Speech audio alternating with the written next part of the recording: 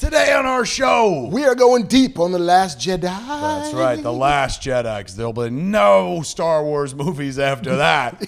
That's all. All of that and more. What else we could talk about? Other shit. Keep watching. Yeah, more. Pictures today on Fat Man on Batman. Who's that in Poison Ivy's garden? It's Kevin Smith and Marc and Two Fat Men on Batman. Welcome to Fat Man on Batman. I'm Kevin Smith. I'm Marc Bernardin. Okay, The Last Jedi. Yeah? It's coming. Is it? You can't stop it. Sure, I could try. Nobody wants to. We want to see it. We want to see what Rian Johnson has up his looper sleeve, man. Ooh. Maybe he has Luke going back in time and fucking shooting himself. Gold like in bars. Looper. That was fucking awesome. We've seen some imagery, Mark. From the Entertainment Weekly magazines. Thanks to the good people at Entertainment Weekly who you used to. It is my alma mater. That's right. Mark did time there. I did. What was your title? I was the senior editor. I edited the movie reviews, then I went over to the website, I did galleries, and I wrote shit. I just had to... Did you hear that, kids? The sound of a zipper being opened and a huge EW cock hitting the table? Hey. I heard it too. What? So EW, enough blowing them. EW released photos. Indeed, from Mark Hamill on the cover. From their fall movie preview issue, I believe. Ray on the cover. What's her name? Daisy Ridley. Daisy Ridley. They did a split run. Daisy Ridley and Mark Hamill. With Last Jedi? Question mark. What? So you don't know which one is which. So there's pictures, and they showed us a new species. What do we call the species? Porgs. I love you, Porgs. porgsies. Porgs rock. Porgs. Is that what it is? It's a porg. Porgs. Thank you. Look at that water just coming in from What? nowhere. The porgs are coming, folks, and we don't know whether they're going to be Ewok irritating or BB-8 wonderful. But we saw a picture of them. They look like meerkats with giant eyes. They look like pop figures. Hold on. I am just fucking astonished by BB-8 Wonderful because that was amazing. Nice job. Thank you very much. I thought you were going to argue with you. You're like, BB-8 was not wonderful. I was getting ready to throw this water in your face. That fucking could have went so badly. It really could. The fucking roly little droid. Remember when people saw the first trailer? Like, fuck this. And that droid was magic. Too goddamn cute. Feels like Jar Jar. When he did this with the lighter, one of the greatest moments in cinema history. There, I said it. Stand by that. It's hysterical. It's a fantastic joke. Came up with by John Lasseter, I think. Did he? I heard. Yeah, somebody said he was the guy that was like, why don't you have fucking BB-8 go like this? Is that because a nod to Wally, who also had the little fucking thumbs up thing? Every robot in the Oh, so Disney maybe universe. he didn't suggest it. They just stole it from Wally. Or unless John Lasseter was like, what would make this awesome if that robot gave a thumbs up because robots thumbs upping. Did Wally do that in Wally with a lighter? I don't know if it was a lighter, but I remember there was a thumbs up. Maybe. BB-8 is a very, very, very distant prototype of Wally. All right, so Eva. The Last Jedi introduced us to pictures of the porgs. They also, in the EW coverage, they also introduced us to the caretakers, little troll-like figures, as you can see here, that take care Of things. I guess. No, they take care of like the Jedi Temple where Luke has been living for the last few hundred years or whatever the fuck. They take care of business. Yeah, that's right. They take care of their customers, man. It's like it's lonely on this hill. Like, not for us. We caretake. Taking care of business. Taking care of business. Every day. Give me your lightsaber. Put it in my flavor taster. In any event. We scared the dogs away, man. I know, they're like, fuck this. Hey, shut up, we're doing the show. So we've seen porgs in the pictures. We've seen caretakers. We've seen the Praetorian Guard. Yes. Snoke's Praetorian Guard. Which fucking looks like Daft Punk's in the movie. They got real fucking cool helmets and shit. But yeah, as the first stormtroopers don't look like stormtroopers. They look like a cross between stormtroopers and the Emperor's Royal Guards. Indeed. Shiny red. Like red hots. Was his face going to be back in it? Darth Vader Jr.?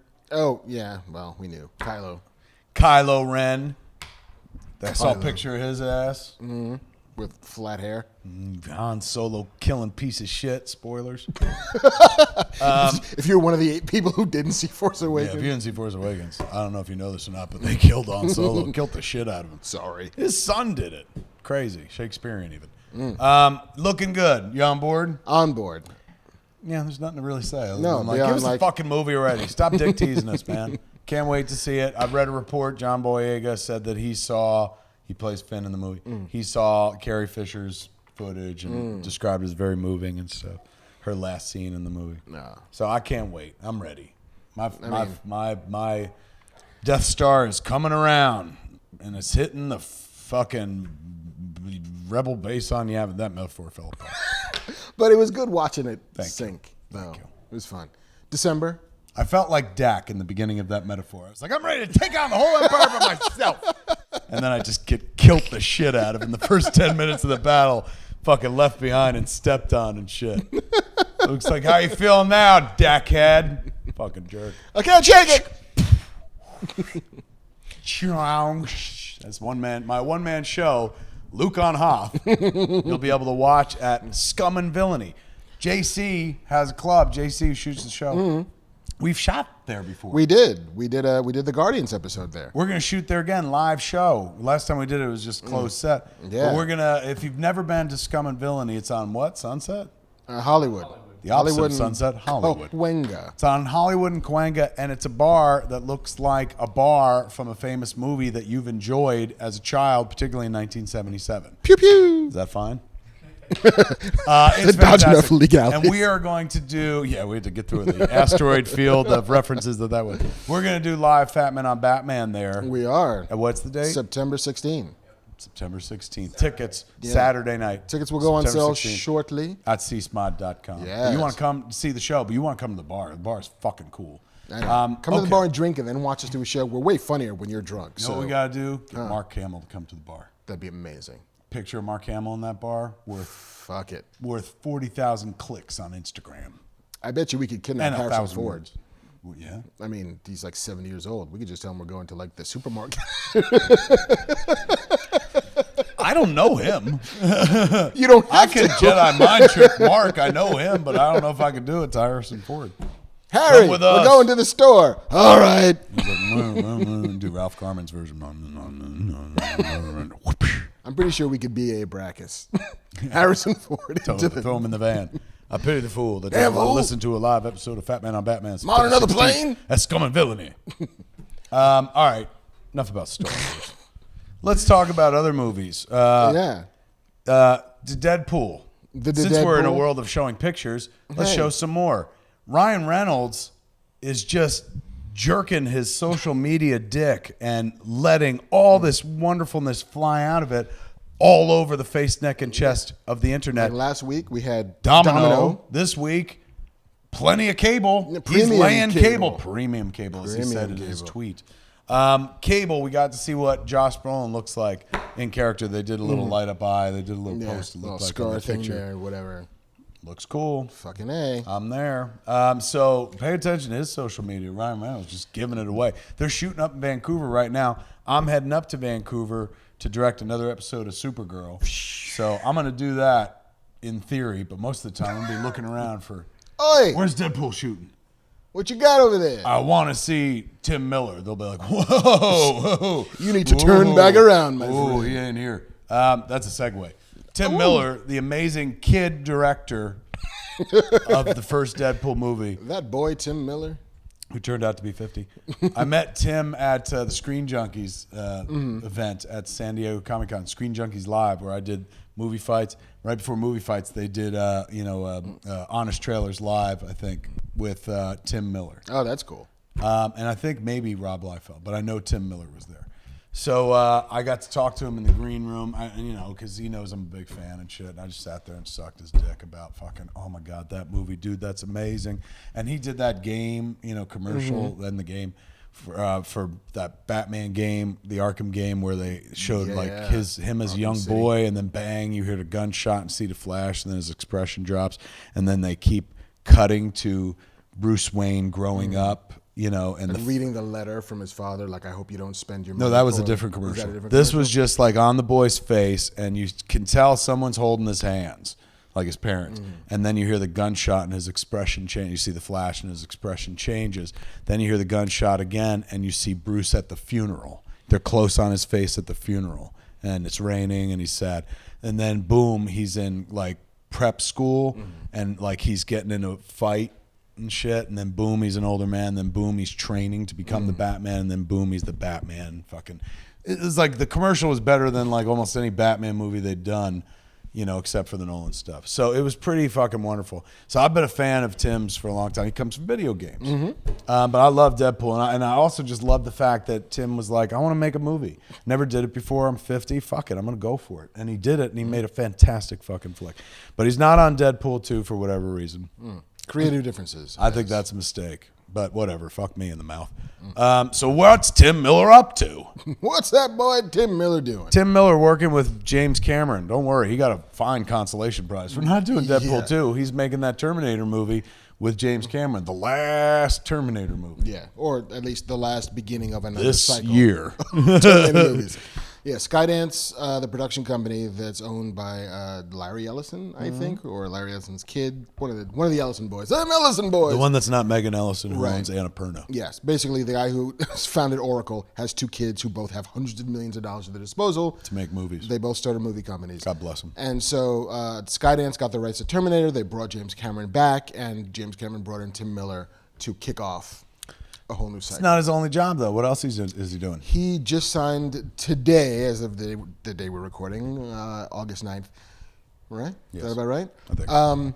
To direct a feature adaptation of Neuromancer, the William Gibson The book. Bill Gibson book? The Billy Gibson book, which basically Cyberpunk. coined the phrase cyberpunk, that kicked off an entire genre of fiction. We like to finish each other's I know. sentences like an old couple. He's my hype man. Flavor on the hype tip. What genre? Huh? Yeah. Tell him, Mark. Skydance. What? Ellison. Huh? That's, yeah. Didn't I tell you to leave Mark alone, Naka? That's deep cuts. Well done. Thank you. But yeah, so he's adapting Neuromancer, which is a Hugo and Nebula and multiple fucking award-winning book that sort of just kicked off that entire virtual reality, internet craze. It's like Johnny Mnemonic stuff. Johnny Mnemonic is also a William Gibson book. When were you ever into cyberpunk? I read the first couple of those books. I read Neuromancer and Count Zero. Not to be confused with steampunk. No, Cyber and Steam are very different kinds of Did books. steampunk come after cyberpunk? I Did they think it bite did. off that term?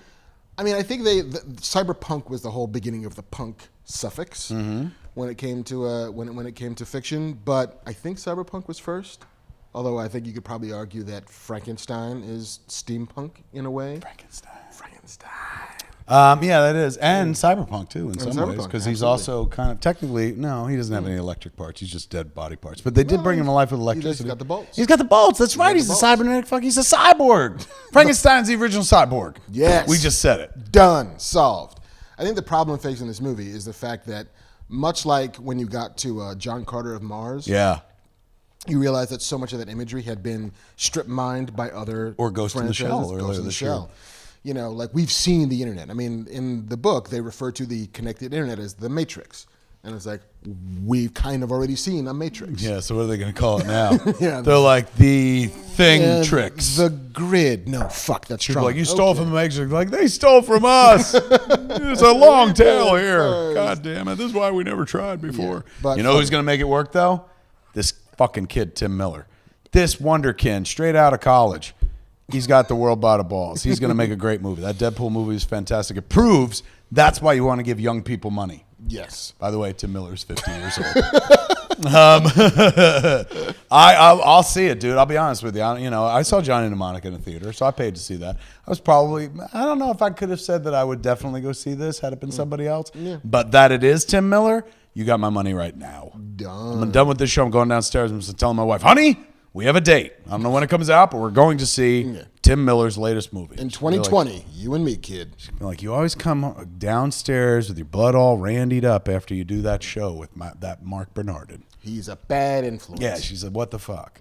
I'm like in Game of Thrones, like after Cersei was like, you're gonna fucking die in this cell. And then she went downstairs and fucked the shit out of her brother. That's what happens here. Like, we get all hot and bothered doing the show, and then I go downstairs and fuck my brother.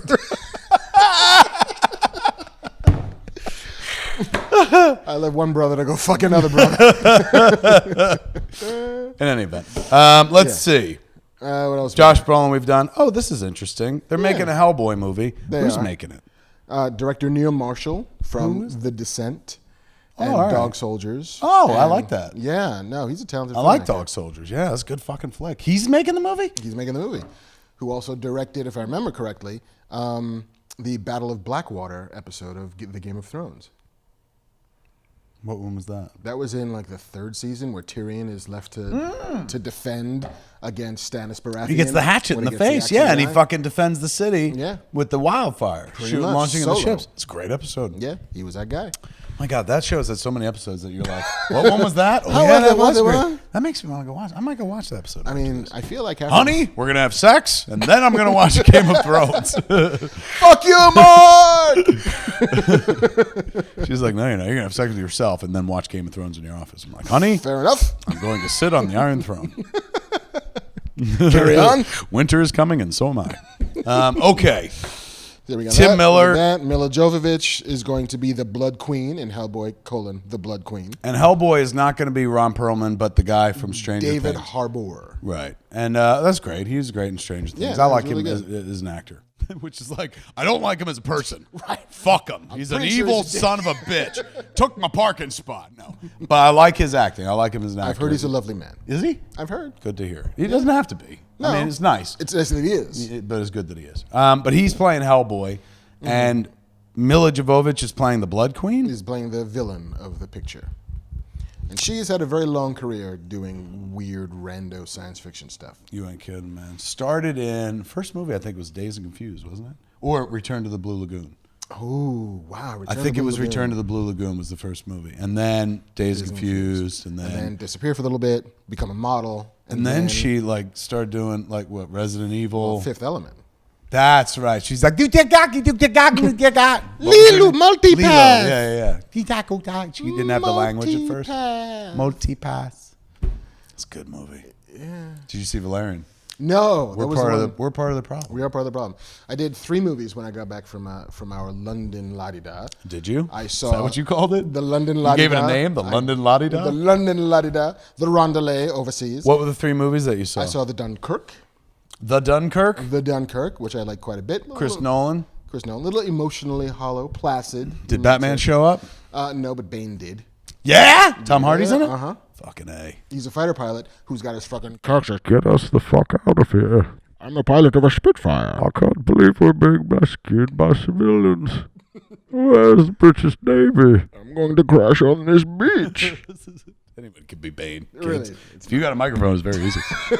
Okay, so you saw Dunkirk and thumbs up. I saw the thumbs up for the Dunkirk. I gotta saw see that still. Atomic Blondie. How was that? Atomic Blonde feels like it's a good time, but isn't really. Ooh. Put that on a poster, kids. Like it feels like it's a John le Carré. It feels like it's like deep Cold War. It's set during the 1989, the week before the Berlin Wall falls. And Isn't this the guys that did John Wick? It's one of the guys, David Leitch, who did John Wick. Is he also now directing Deadpool 2? He is indeed. Deadpool 2? Duh.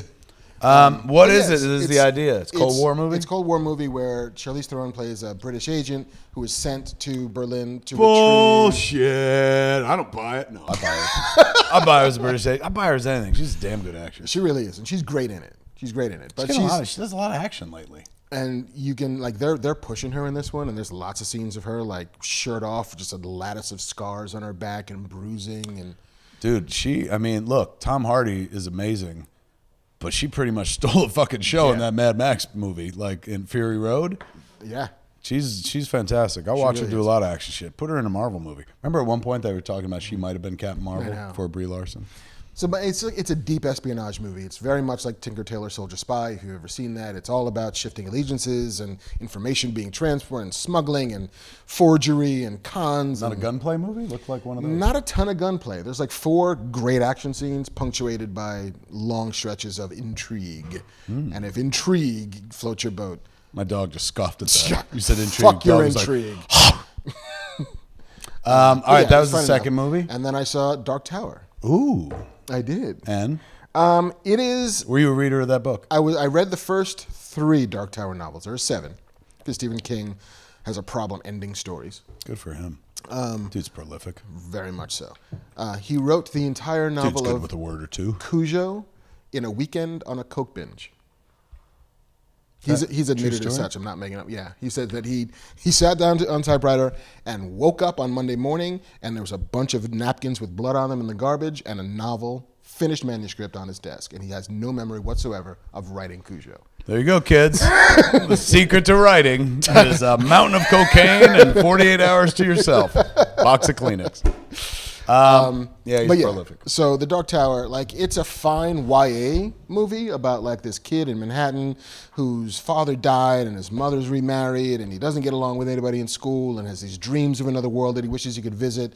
And lo and behold, a portal opens up in some weird place in the middle of the Brooklyn, and he walks through it and finds himself in mid-world, and there's fucking Roland the Gunslinger, and together they've got to run and kill the Man in Black before he brings down the tower that'll destroy every world. That's Man in Black fine. is Randall Flagg, right?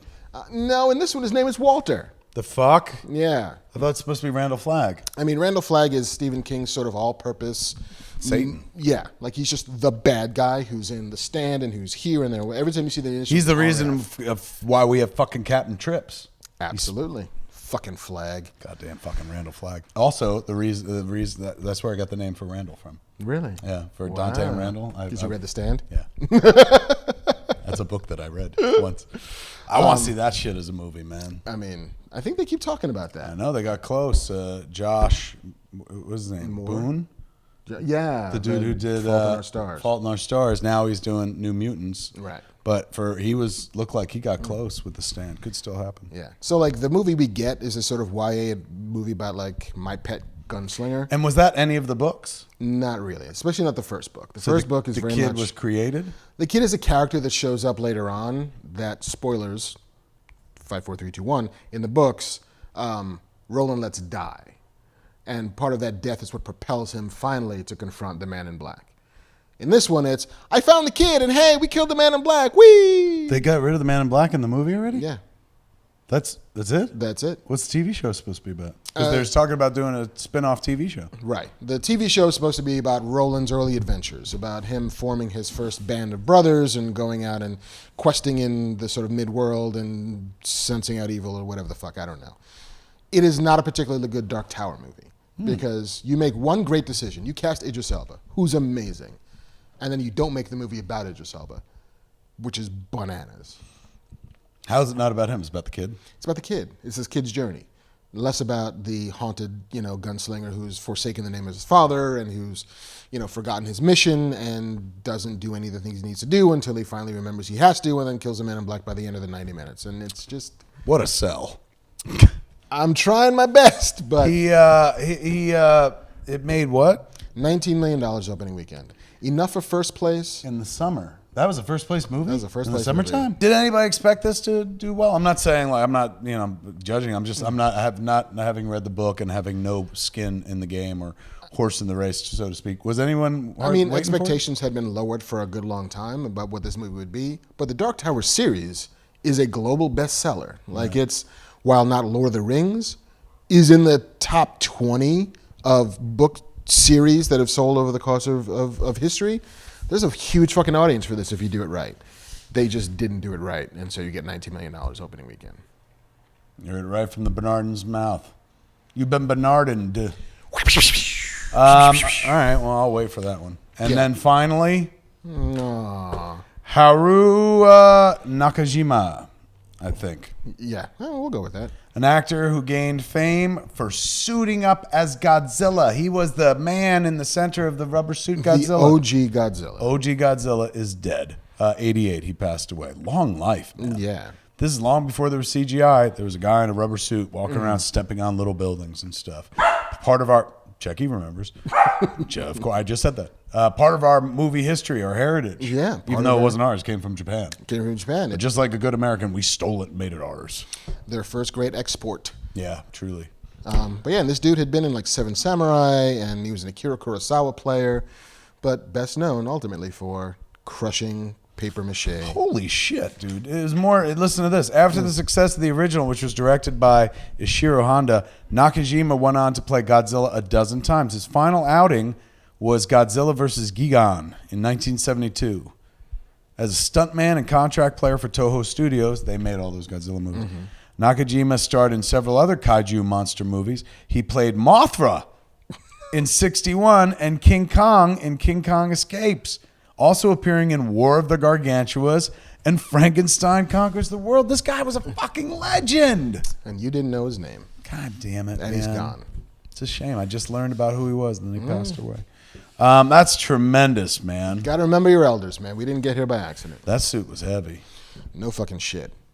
So long, Godzilla. Thank you for all your hard work. I wish I could do that. Those two little girls will be singing you to your rest. Oh, good. That's Masada! that is a pleasant image. Isn't it, though? That's how I hope I die.